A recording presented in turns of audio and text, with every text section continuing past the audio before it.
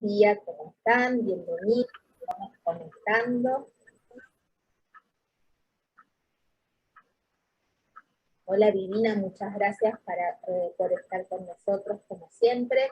Vamos a desarrollar esta conferencia en 2 bloques, así que vamos a ir proyectando un PowerPoint. Vamos a ver la primera parte de este bloque. Recuerden que bien se termina, o si se corta o hay algún problema, siempre ingresamos a la misma sala Zoom y continuamos con la conferencia. Divina, hoy nos vas a hablar de las neuronas que nos hacen humanos. Se ve que a muchos no les funcionan bien algunas, pero bueno, ¿qué vamos a hacer? Contanos, ¿de qué se trata esto? Exacto, bueno, es lo que vamos a tratar de explicar hoy, ¿no? ¿Qué es esto de las neuronas que nos hacen humanos? Partiendo de la base de algo, de un término común que usamos nosotros todos los días para referirnos a que fulano de tal es muy humano. Cuando hablamos que alguien es muy humano, no nos referimos a que es frío y racional. Nos referimos a una persona que es compasiva, que tiene en cuenta al otro, que trata de ayudar, ¿verdad? Bueno, vamos a tratar de explicar en qué sentido hay un sistema neuronal que favoreció este tipo de conductas, pero que también el mismo sistema se puede atrofiar, que es lo que estamos observando hoy día, ¿no? Cuando hay una de las preguntas del PowerPoint, dice si es posible hallar satisfacción en tiempos de Schadenfreude, que no sé si lo estoy pronunciando bien, es un término alemán que quiere decir regodearse en el dolor del otro. Ya estamos hablando de una conducta observada como problema por algunos países europeos. Entonces, vamos a ir viendo cómo vamos cruzando todos estos conceptos. ¿Pasamos a la siguiente?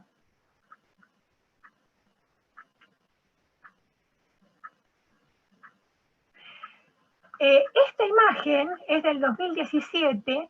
En Estados Unidos, un grupo de adolescentes filmó y se burlaba de un hombre que se estaba ahogando hasta que se murió.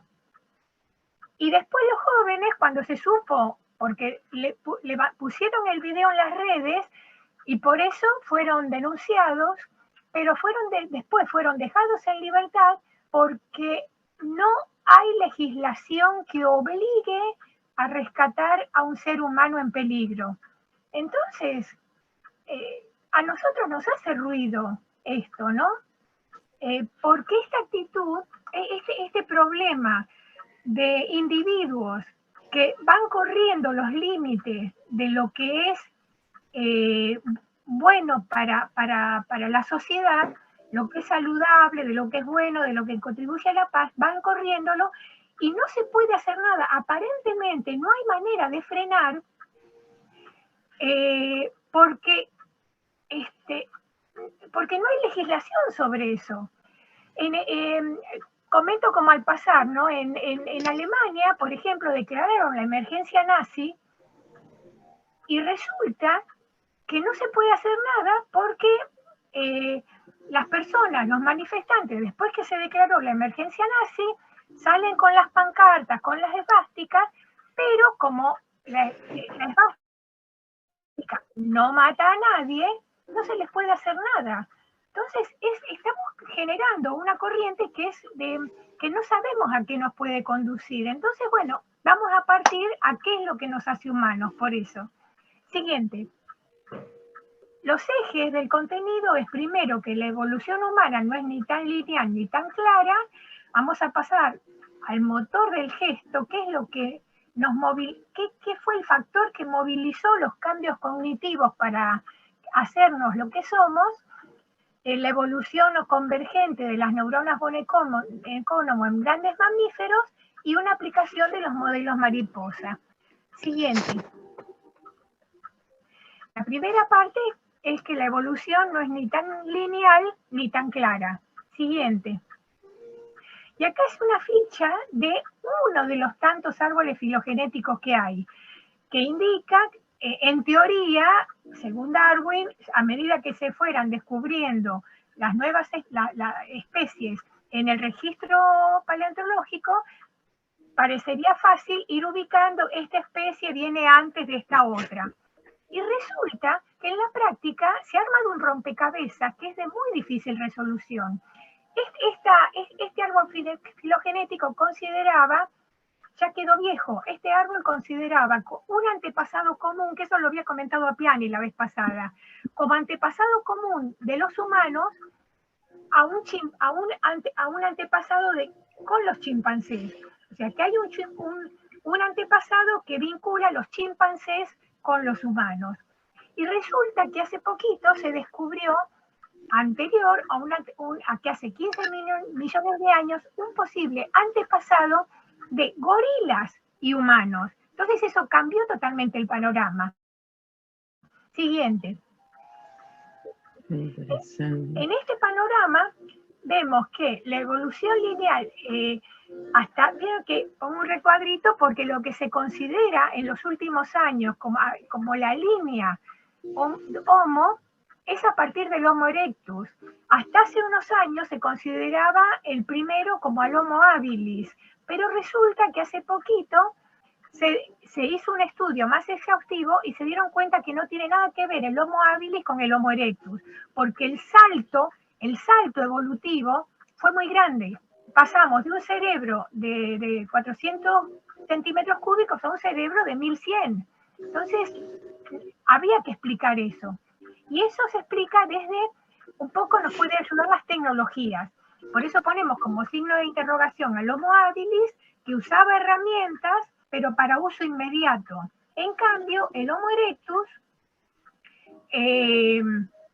lo que notamos es hacer la fabricación y la aportación de herramientas, de tener la herramienta como una continuidad de la mano, como ese hábito, ¿no? Y después la evolución con el Neandertal, que cambió la forma y después llegamos a nosotros. Pero que hay un salto, es lo que quiero enfatizar, que hay un salto muy grande entre el Homo habilis y el Homo erectus.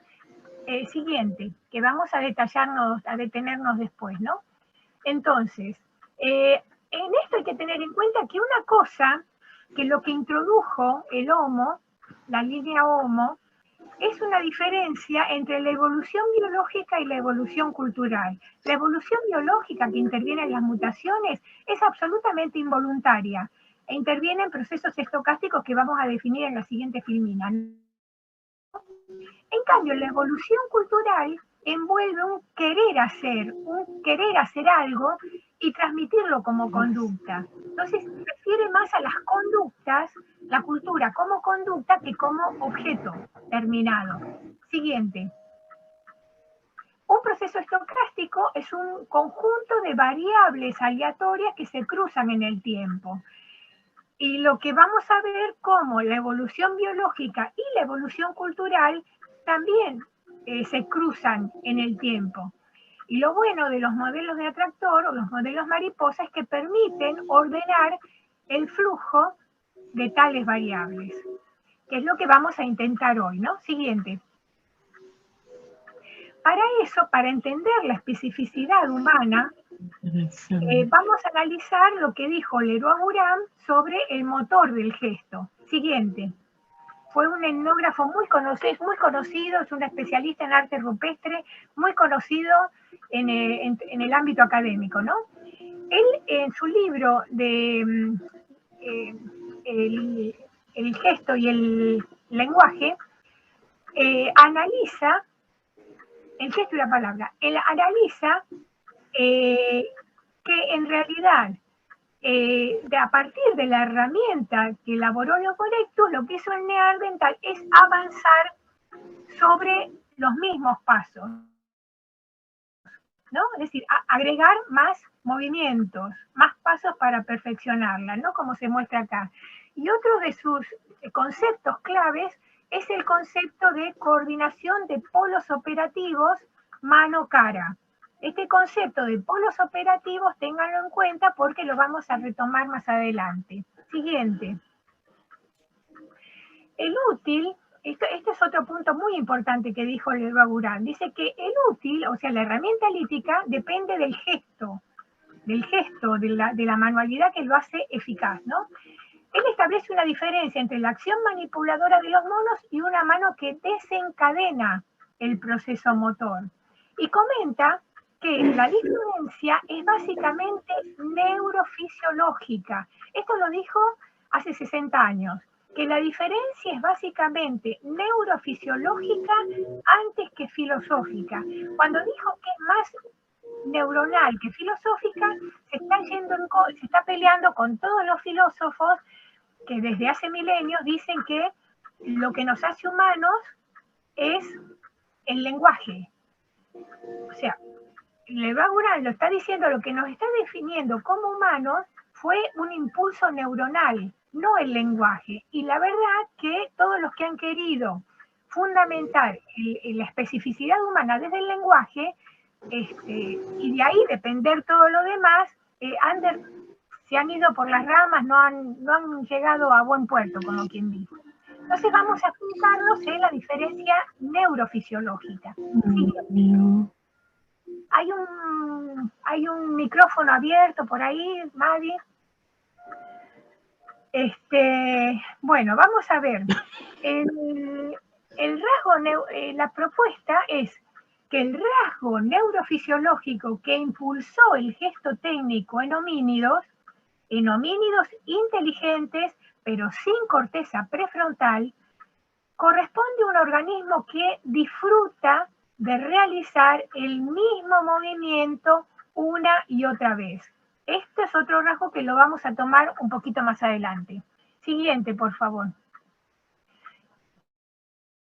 Entonces, una vez que dimos el pantallazo de todo esto del motor neuronal y un impulso, un querer hacer que se disfruta, vamos a pasar a las neuronas von Economo, porque se empezaron a estudiar hace poco. Siguiente, por favor.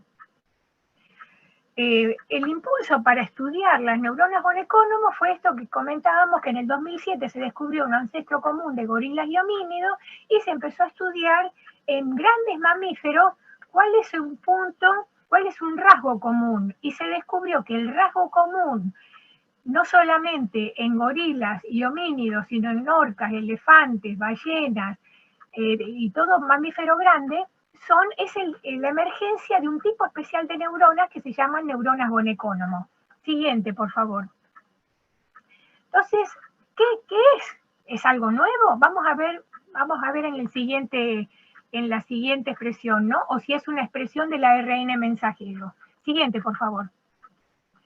La definición se llama neuronas, Ramón y Cajal, que fue el primero que la describió, la llamó neuronas en uso o fusiformes porque tiene una forma, el núcleo, en forma de uso. Y Ramón y Cajal también descubrió y muchos otros, que cambian, que nacen, la neurona fusiforme nace como piramidal y después se transforma en fusiforme, y otros médicos encontraron diferencia simétrica, más cantidad de neuronas fusiformes en el hemisferio cerebral derecho. Esto es muy importante para tener en cuenta los cambios cognitivos que vinieron después.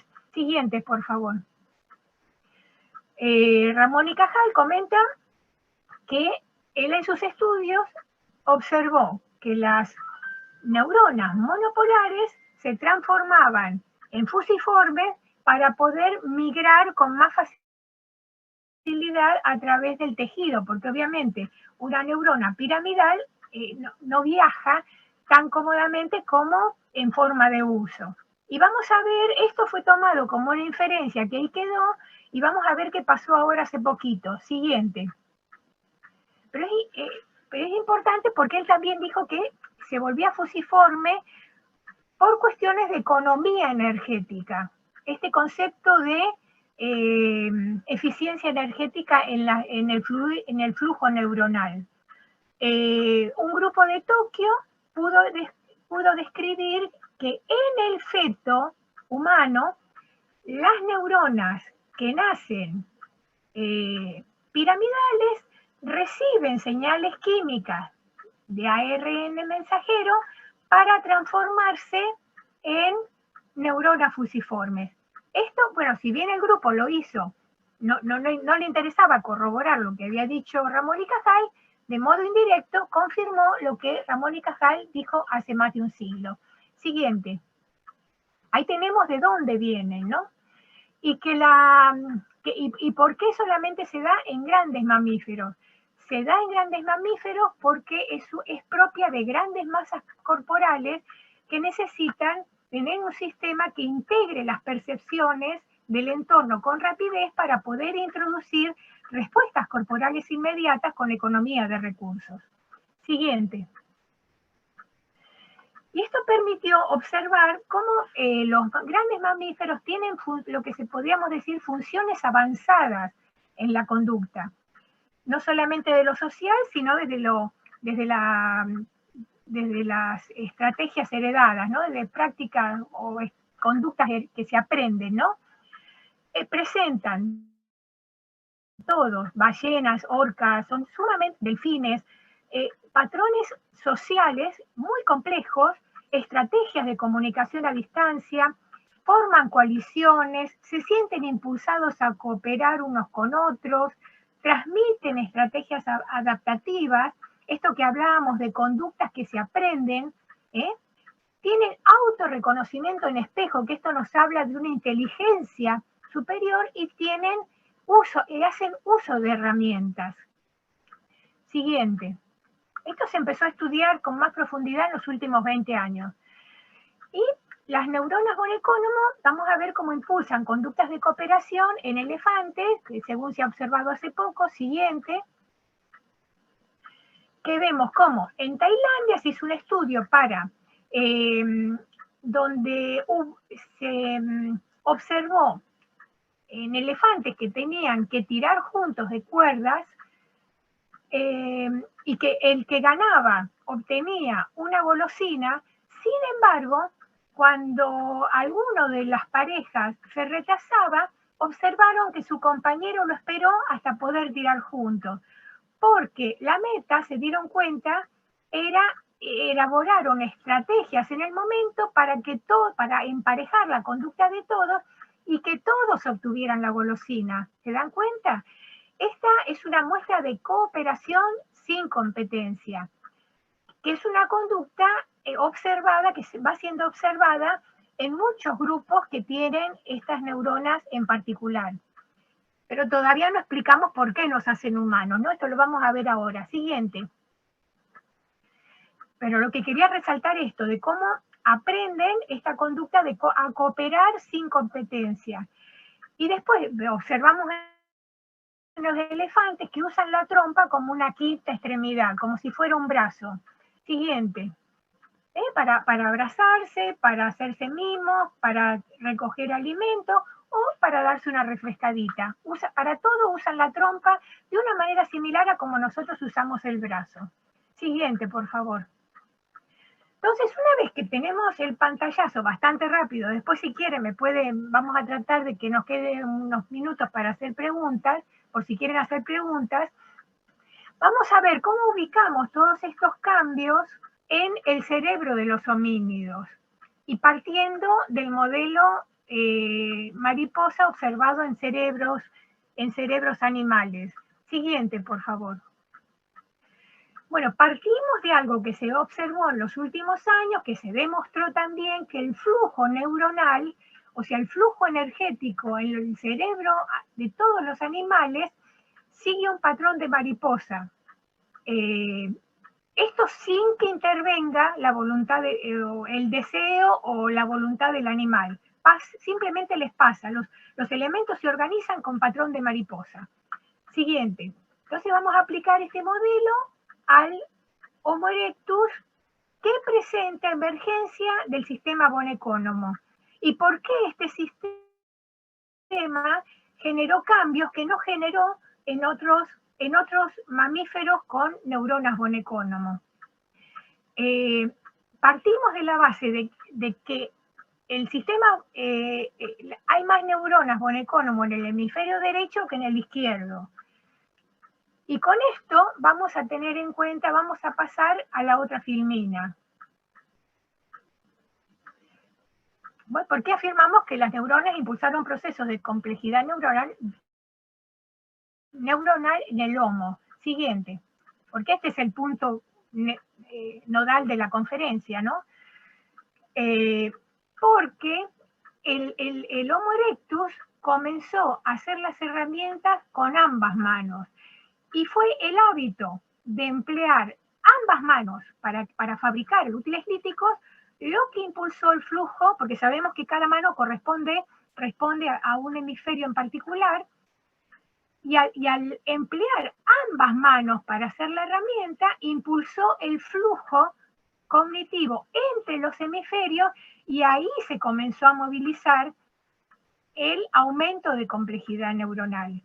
El Homo erectus fue el primer individuo que aprendió, como dicen los arqueólogos, de una manera muy ingeniosa, el Homo aprendió a sobrevivir con 2 piedras y un cerebro, porque en esos primeros milenios, por muchos años, todas las herramientas dependían de manejar con las 2 manos 2 piedras.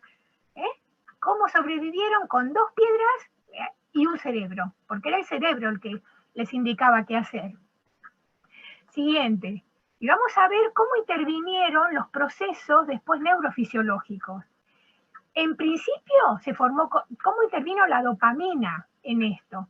En estudios muestran que la liberación de dopamina se correlaciona con el desarrollo de hábitos. Siguiente. Vamos a pasar a la siguiente porque vamos rapidito, porque lo que queremos es el punteo de recordar las partes más importantes, ¿no? Que está relacionada con el hábito, que la dopamina también facilita los nuevos aprendizajes y la neuroplasticidad. Siguiente.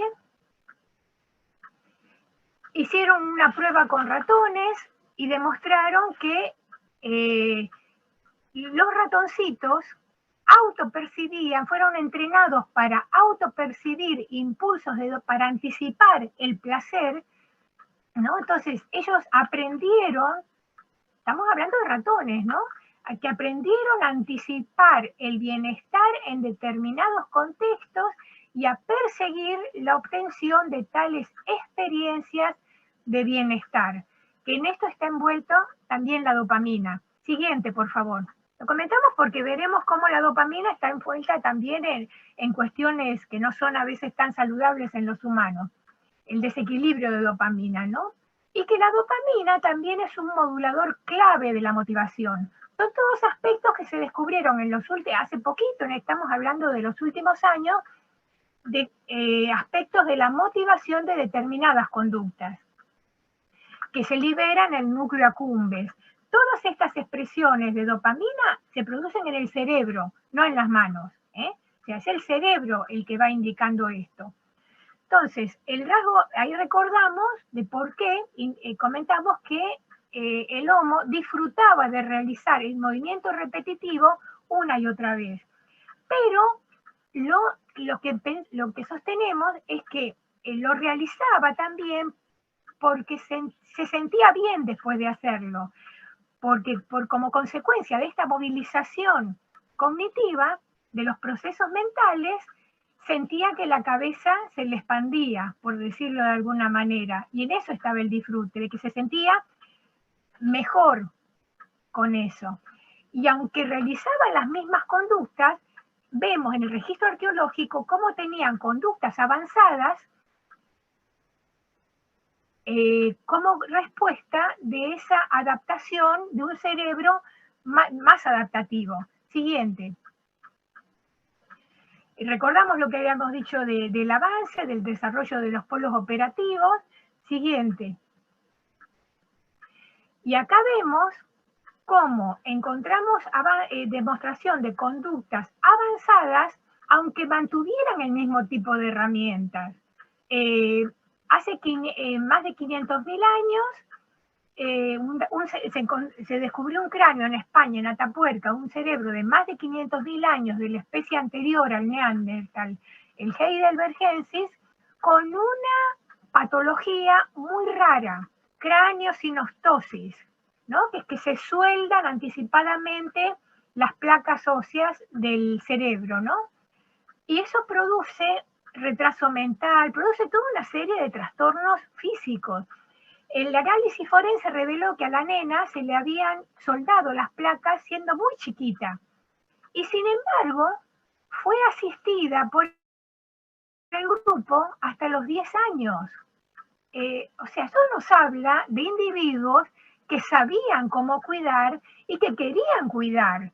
O sea, nada que ver con la idea que dejaban morir o que dejaban de lado a las personas enfermas o que los abandonaban. No. Acá vemos que en estos grupos de la línea Homo, del linaje Homo, cuidaban a los enfermos hasta el final. Entonces, acá vamos comprendiendo, y esto es como resultado de todos los procesos de complejidad del Homo. Siguiente. Y llegamos a mayor complejidad con el Neandertal, que ya hay evidencia, en un paleoneurólogo en el 2012 descubrió funciones del área de Broca, del lado interno, las huellas que deja el área de Broca funcionando en el cerebro del Neandertal, que él comenta que no lo encontró en especies anteriores estas huellas, sí las encontró en el Neandertal, y esto solo es posible por la movilización de esto que comentamos, del aumento de complejidad neuronal, de esta interacción entre la evolución biológica y la evolución cultural. Siguiente. Y acá llegamos al Homo con que ya derivó en la corteza, en la emergencia de la corteza prefrontal única en el mundo natural, donde solamente nosotros tenemos podemos tener procesos que clasifican, un proceso en circuito cerrado, por decirlo así, que nos permite la creatividad por darle una nueva mirada y combinar de una manera diferente los elementos existentes. Así que bueno, pasamos a la siguiente y vamos a verla como hemos visto que la corteza prefrontal lo que produjo cambios en las herramientas que hacía el hombre, en los elementos que empezó a construir el hombre. Podemos cortar acá, y ya esto vamos a darnos un pantallazo porque por mucho tiempo, y acá hay un cambio, ¿no? Todo lo que vamos sabiendo, lo que se va descubriendo, va cambiando un poquito el paradigma, la mirada de muchos arqueólogos sobre el registro antiguo. Antes de cortar, quisiera comentarle, antes de cortar y salir y volver a entrar, quisiera que ustedes pudieran tener en cuenta esto nada más.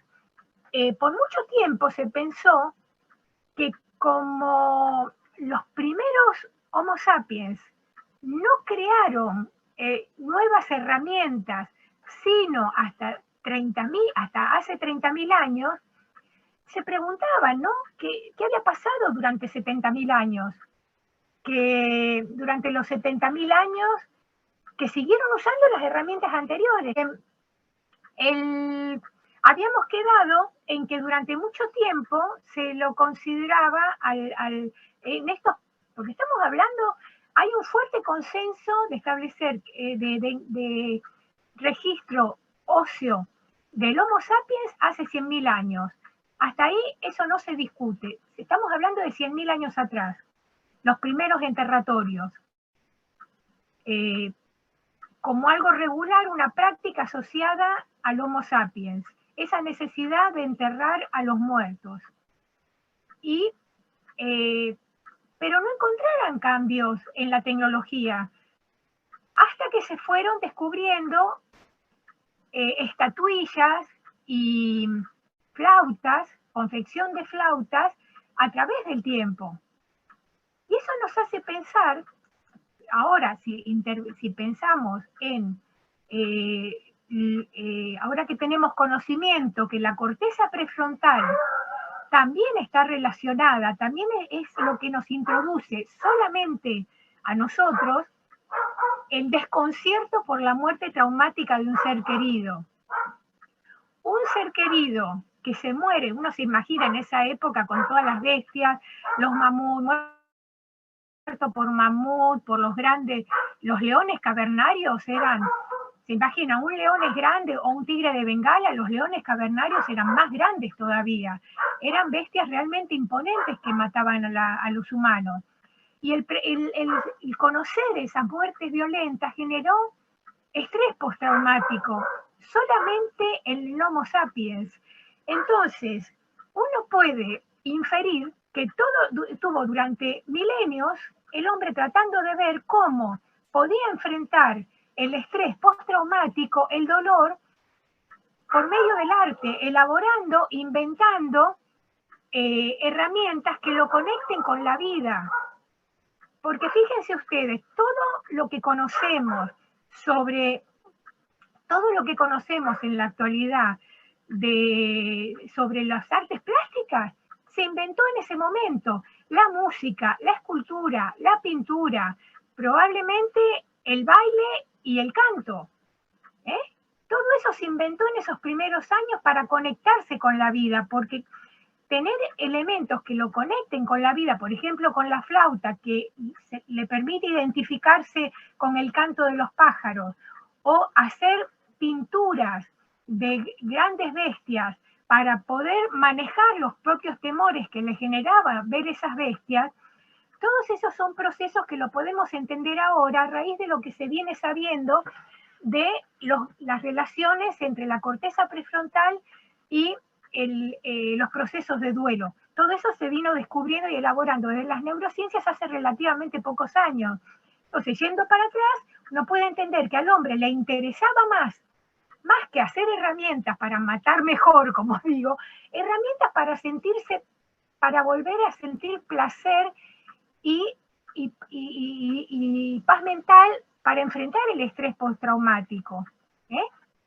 Entonces, eso es muy importante tenerlo en cuenta, porque después, bueno, siguió el avance, hay un jurista llamado Morgan que propuso que en realidad la humanidad tiene etapas fijas, donde cada etapa fija se puede identificar entre la barbarie, la civilización, el salvajismo, según el tipo de armas que utilizaba. Entonces, esa actitud de querer analizar que somos más avanzados cuando tenemos armas más avanzadas, bueno, nos trajo hasta el siglo XXI, donde vamos a ver en la siguiente filmina en qué situación nos encontramos. Con unas tendencias preocupantes, ¿no? Que la tendencia de gozar con el dolor ajeno y de una pandemia donde los jóvenes se encuentran con depresión, con el impulso de autolesionarse y con intentos reiterados de suicidio. Siguiente. En el 2019 se hizo, fíjense, antes de la pandemia, así que no quiero ni imaginar lo que es si hicieran esto hoy, ¿no? Pero en este estudio que entrevistaron a jóvenes, se encontró una correlación entre los jóvenes que están más conectados a Internet y al celular con mayor intento de suicidio. Entonces, a mayor conectividad, eso no los satisfacía, porque les quitaban las ganas de vivir. Siguiente.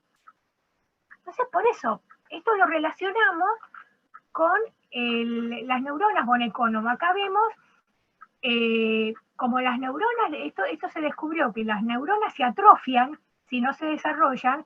Entonces, bueno, una pregunta, a ver qué pasa cuando las neuronas se desarrollan, ¿no? Entonces vamos a ver una serie de estudios, así lo vamos a pasar rapidito, que se hicieron hace poquito, ¿no?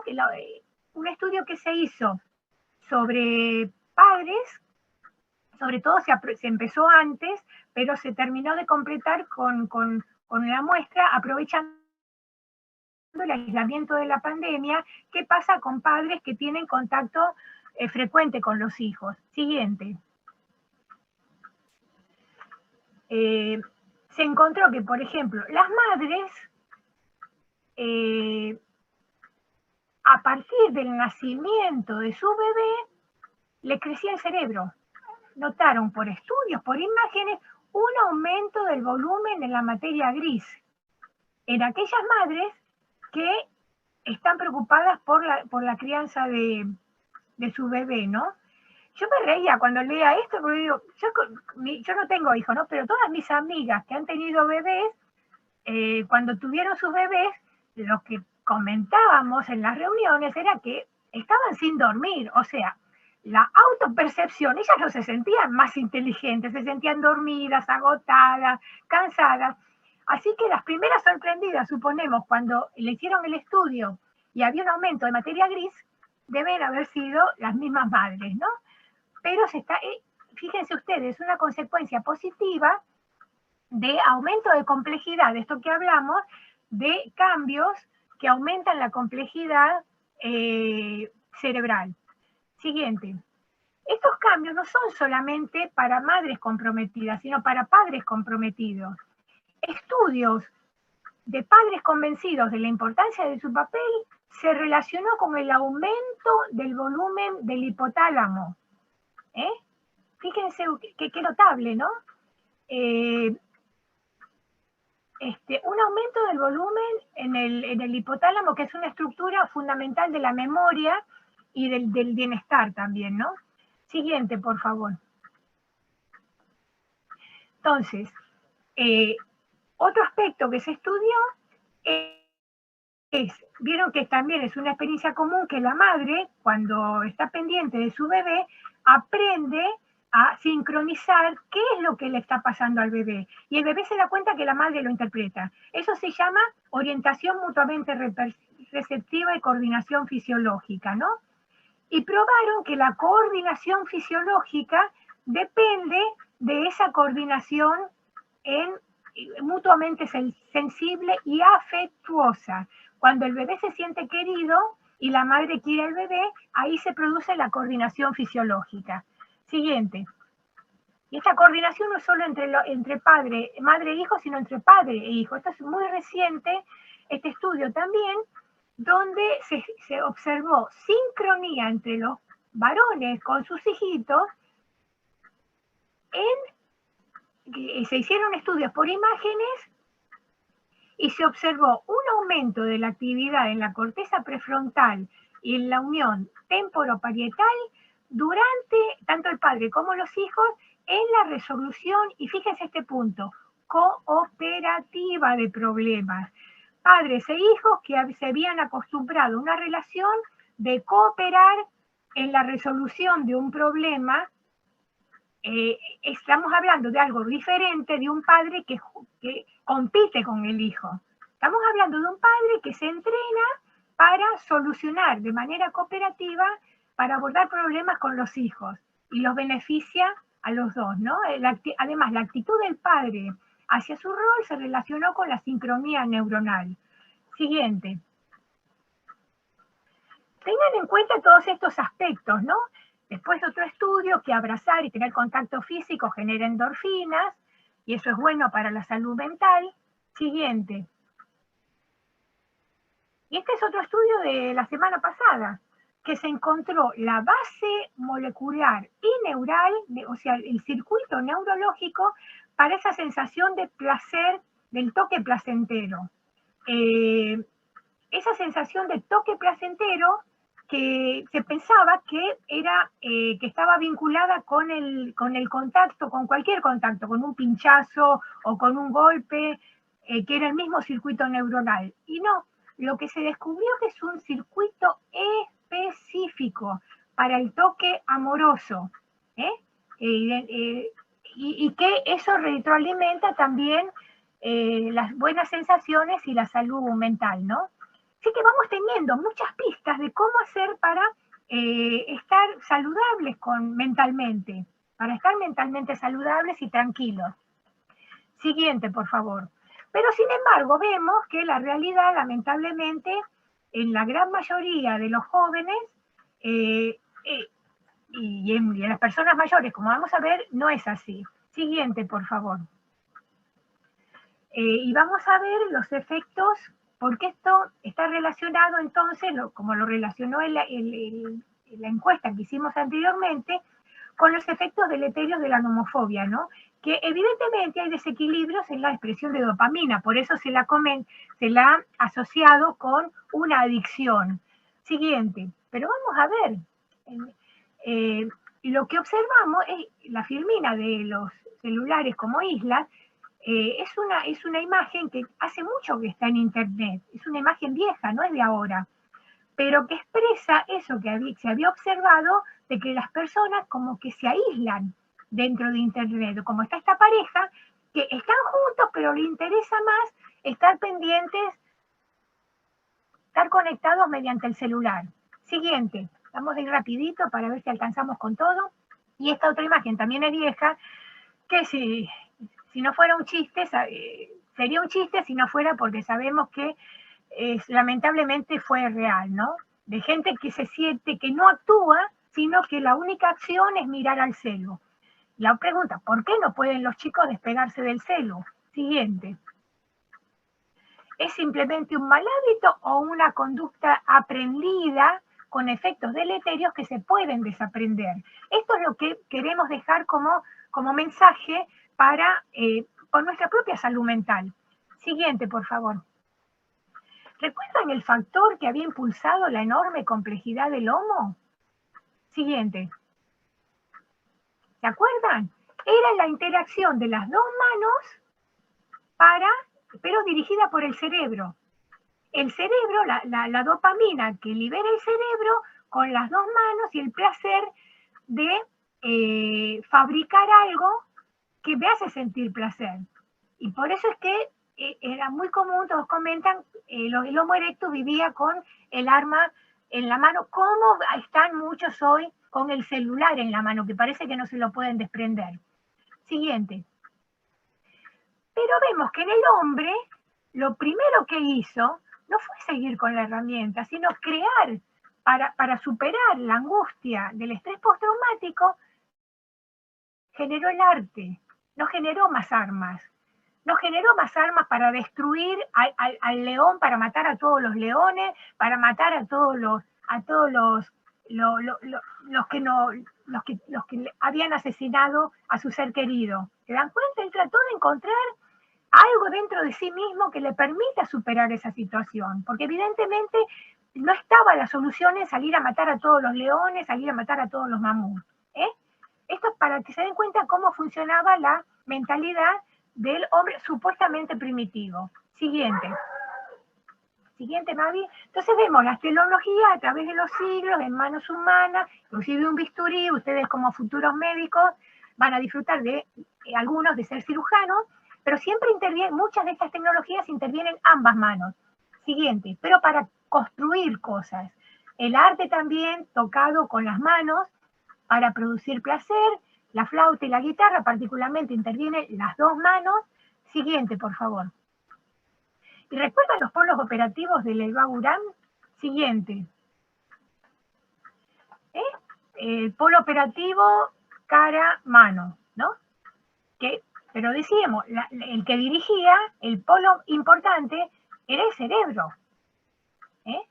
El cerebro es el que libera dopamina para obtener placer con lo que se hace. Siguiente. El problema también, bueno, el cerebro es el que impulsa la factura de herramientas, la factura de creatividad en escribir, porque escribir también, la poesía, el escribir es un acto creativo también, no el copie y pegue, el escribir. Siguiente, por favor. Pero observamos que el celular, fíjense ustedes, es un hábito que produce una inversión perceptiva del flujo operativo cara-mano.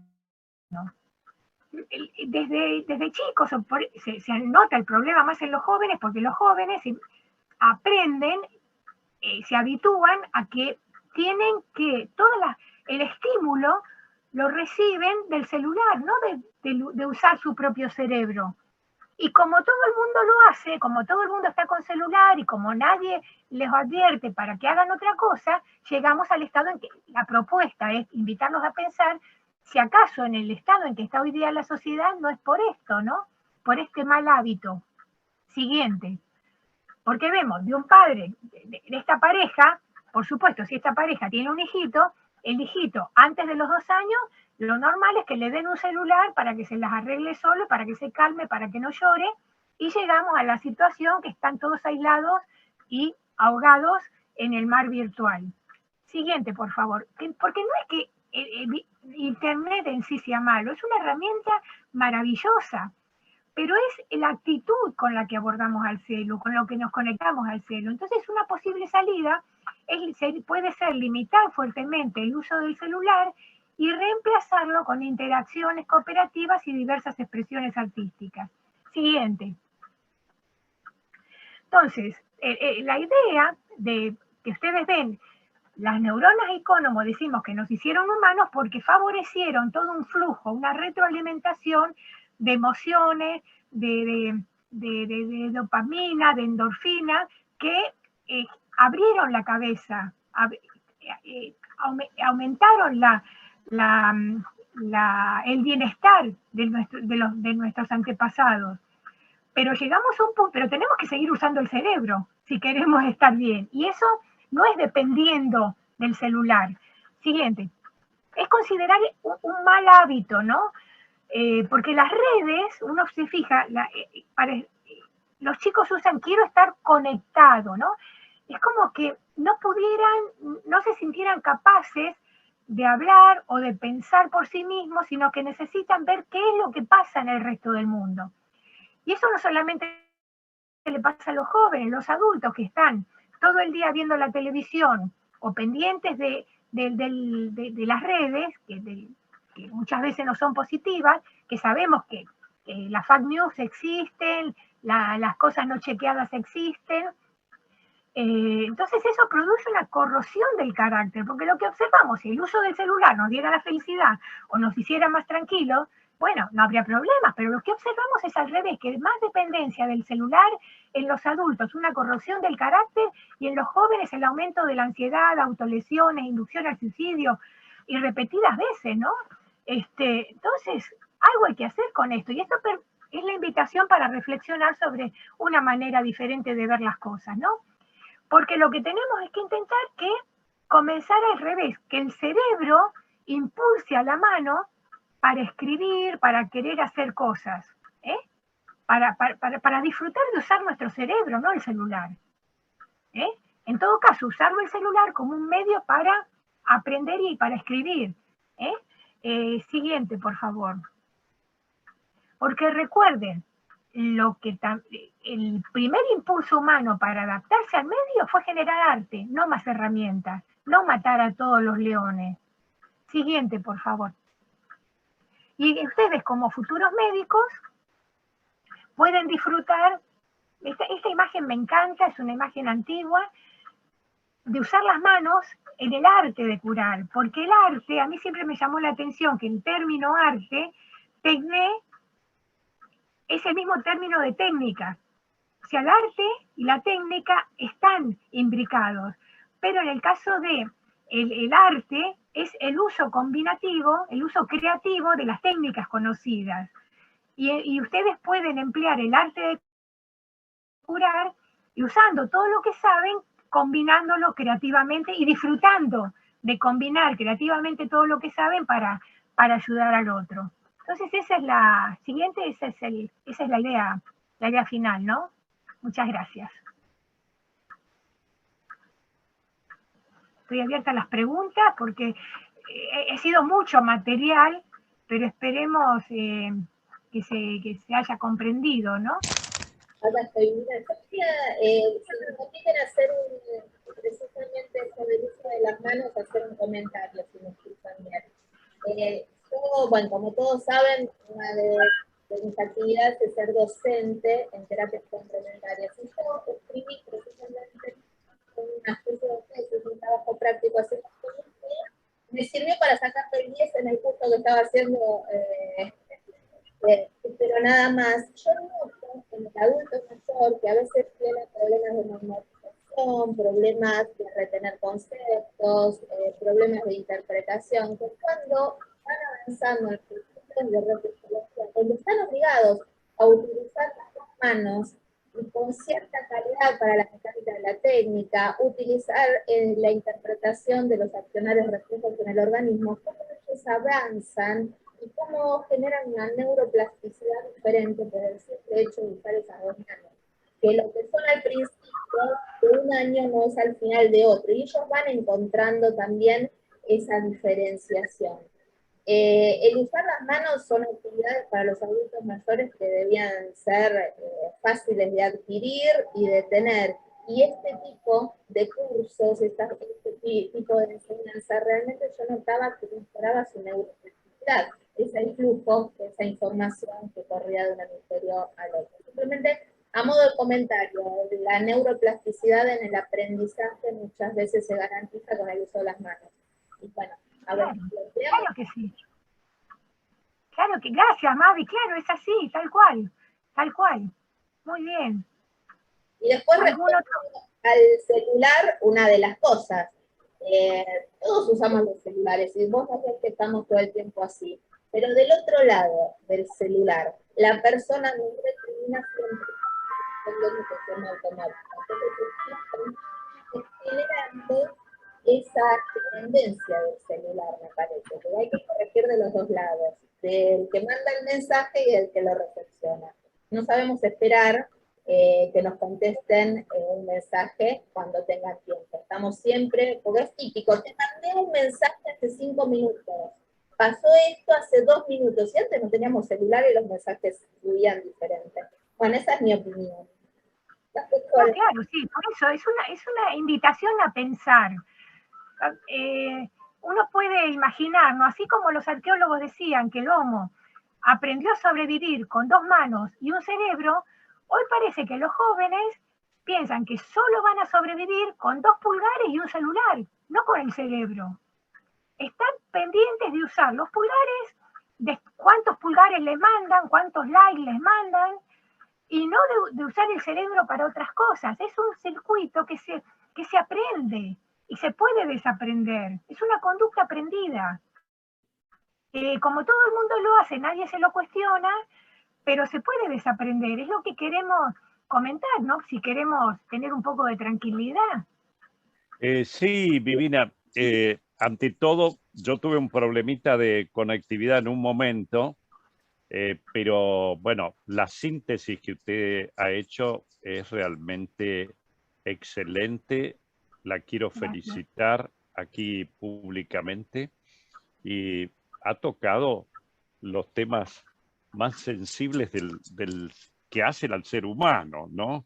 Nada menos que esa, digo, cómo se ligan las neuronas de von Economo con el sentido del yo, entonces con la empatía y la capacidad de organizar y supervisar distintas partes del cerebro. Toca nada menos ni nada más que todo lo que hace al sistema límbico, la ejecutividad con la corteza prefrontal. Y la otra cosa que creo que da para mucho es ese sentido, por así decirle, inverso del celular a nuestro encéfalo, ¿no?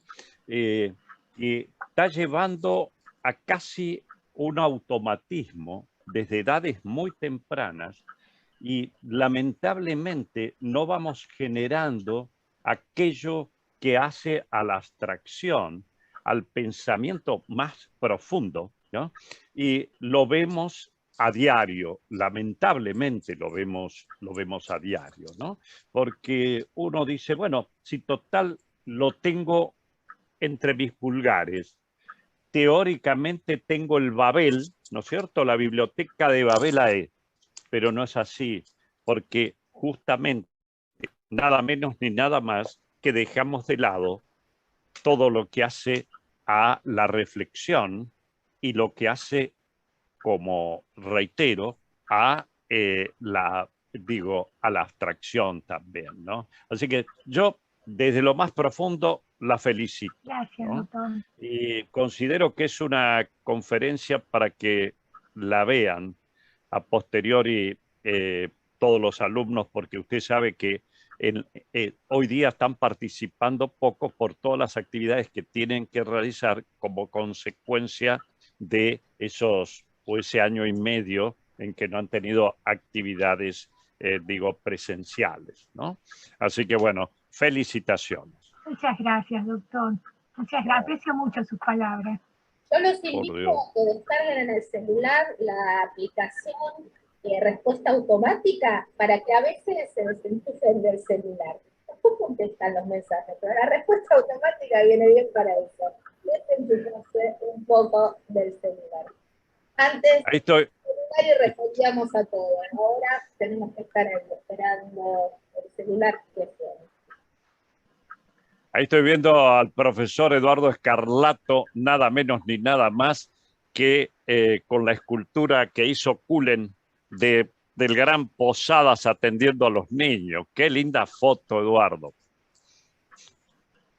Disculpa que estoy entrando y saliendo, pero estoy en 2 actividades juntas. No, me imagino, tranquilo, por favor, pero me digo... Para escuchar a Vivina, a quien le mando un beso grande y una felicitación, como siempre. Muchas gracias, ¿lo escuchó, Vivina? No, no escuché bien. No, le manda, la felicita el profesor Eduardo Escarlato porque está justamente en 2 actividades, ¿no? Muchísimas gracias. Si alguien quiere hacer alguna pregunta, alguna reflexión, agregar un comentario, bienvenido. Silvia Farina, ¿qué le pareció?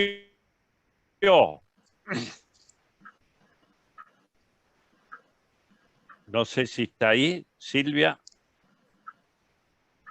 Bueno, parece que no estaba. Ahí está. No, parece que no estaba quizás conectada. Bien. No sé, Mavi, ¿qué tenemos para la próxima? Recordar la próxima conferencia que la va a dar el profesor, parece, ¿no es así? Sí, vamos a hablar de el homenaje que le hicimos al profesor Posadas con el aula que lleva su nombre. Y bueno, algunas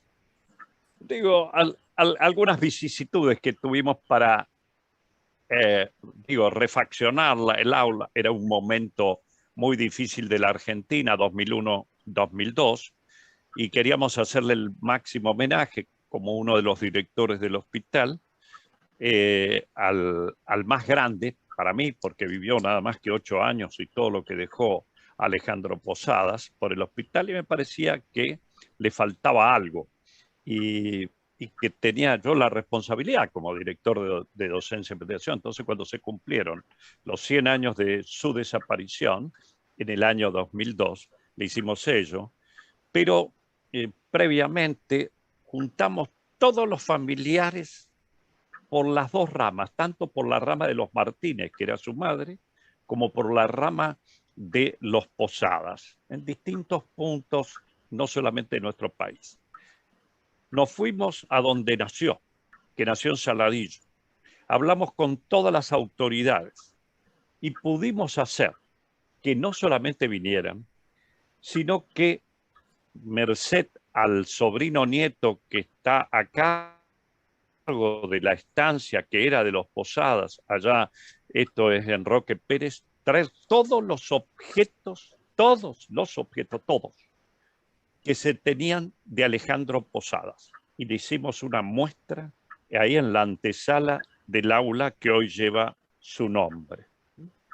Y pudimos hacer, porque parece mentira, pero nos olvidamos de estas grandes personalidades, que a 100 años se lo declarara, y como lo van a ver allí, ciudadano ilustre post-mortem de Saladillo, con todas las autoridades, con el Consejo Deliberante también presente, y eso se le entregó a la familia.